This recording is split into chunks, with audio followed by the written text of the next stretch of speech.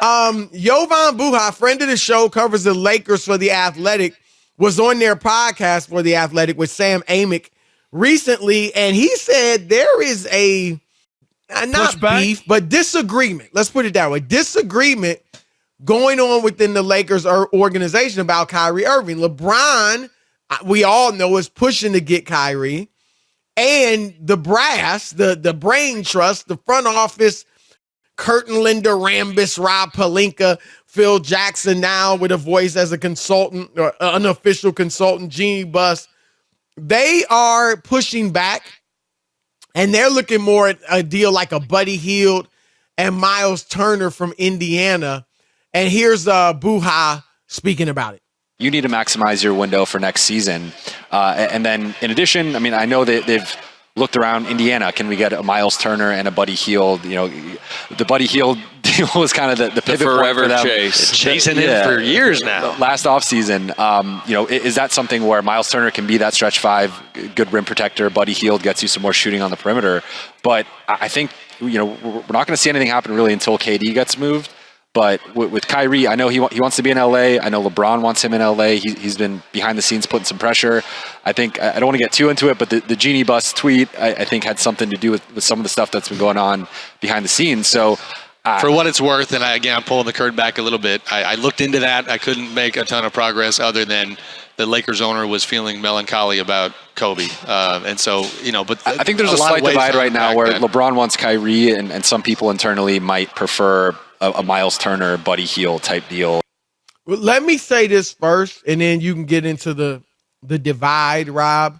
The reason I believe, and it's smart, this is what they should be doing, but the reason that the Nets are waiting to do something with Kyrie until after they resolve things with KD is what was your first thought? Well, my first thought, let's put it that way. When I heard that KD made his trade request was, then you're trading Kyrie. Right. Why in the world would I put up with Kyrie's madness if I don't without have Kevin KD? Durant? Right. Mm-hmm. Yep. So if they determine, you know what, we're not getting the deal we want for KD, we're going to keep him. Then unless KD doesn't want Kyrie, then you keep Kyrie. It's as simple as that. And so if you trade KD, of course you're going to move Kyrie. So I think that's what's going on there. But Rob, what do you think about this divide? I think that this makes a lot of sense. And not like it's not all anti-LeBron. No. It's just that, Kyrie stepped out on LeBron before. Kyrie's track record isn't good, Chris. They just had a disaster. And the last time LeBron wanted somebody, right, Buddy Hield was out there before, and he wanted Westbrook. That this was going to work or whatever. And that's been and that was a disaster. And now they're afraid to say, if we do this again and Kyrie goes off the deep end, now we're in trouble. Like I understand why they're gun shy with just rubber stamping what LeBron wants. I'm with you. Like, look, Kyrie certainly is the sexier option. Absolutely. He's clearly by far the best player of the three. He's a great player. Doubt. Absolutely. And they give you a legitimate big three. Neither move, I don't think, and I think you agree, makes them the favorite in the West. Nope. They look great on paper with Kyrie. Too many AD, question marks, Chris. Absolutely. Too many question marks. Absolutely. And I get it. I do. Because, as you said, LeBron's last deal was let's go get Westbrook. Yep. It was horrible.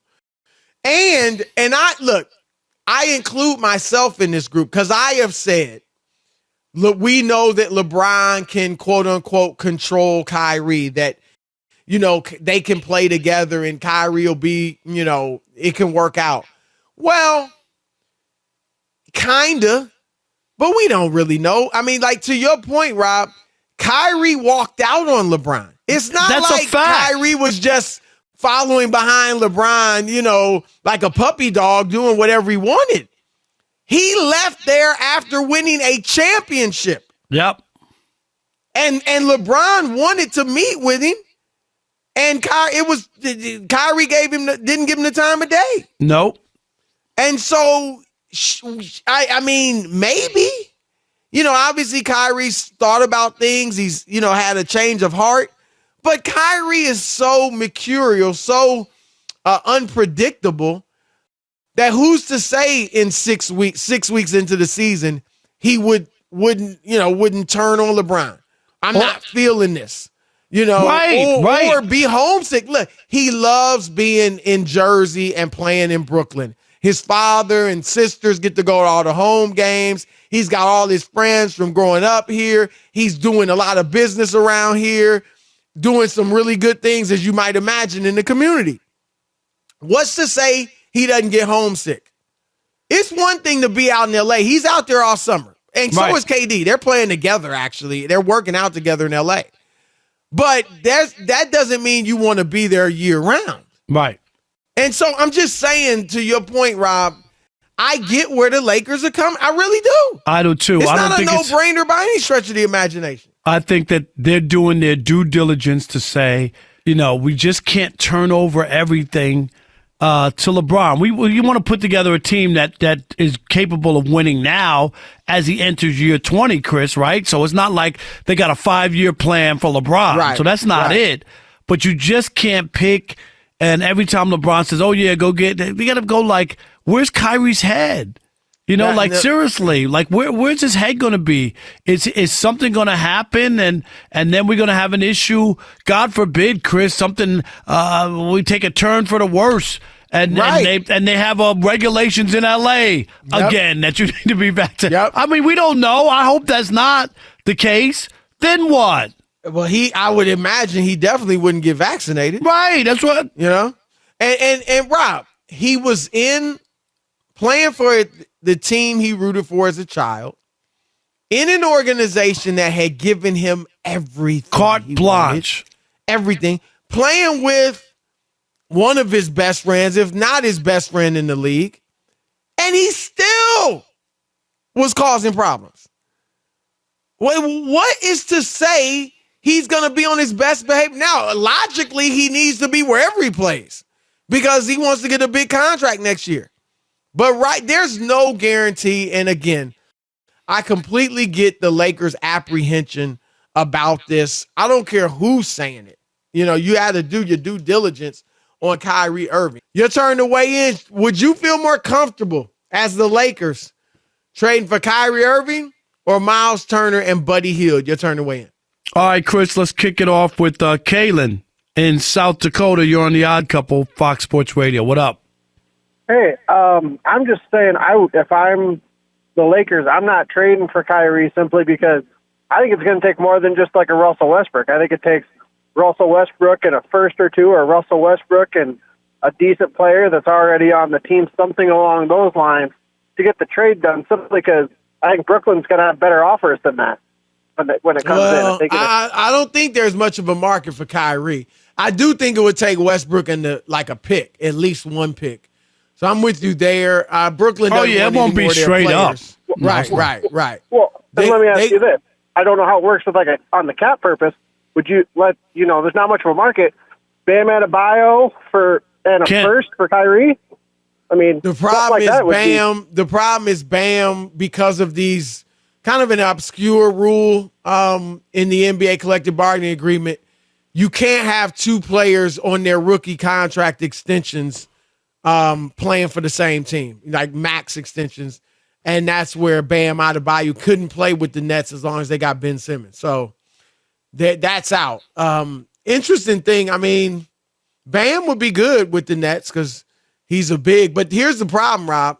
Ben Simmons, I'm going to want him down on the block at the dunker spot in the half court offense. Once he can bring the ball up, but once he passes it, he needs to go down to that dunker spot.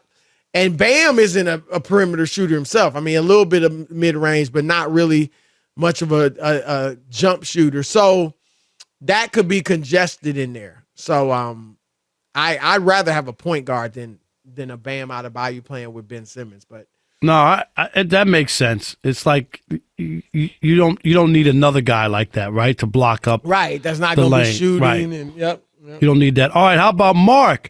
In Sacramento, you're on The Odd Couple, Fox Sports Radio. What up, Mark? What's going on, gentlemen? What's happening? How are you? Man? Doing good. Hey, Chris, I just want to let you know I'm not going to let you beat up my man Rob G next week, so I'm going to have to call maybe and help him out a little bit. You better help him out. Beat him out. Please do. In fact, you need to be talking to him now. He's taking notes as we speak. He's scouring the internet, doing his homework. Help him out. He going to need it.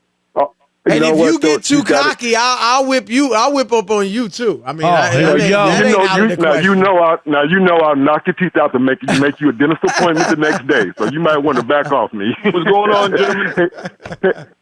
Real quick, I actually think that they should not bring Kyrie in. He's radioactive, man. You can't trust him anymore. You just can't trust him. What can happen tomorrow in today's world where Kyrie decides, I'm having a problem, I can't play basketball? No, I mean, absolutely. There's stuff happening every couple months in this country, unfortunately. You're exactly. Right. That's my point. Here's the other thing, Mark, and I hadn't thought of this when we talked about it in the segment.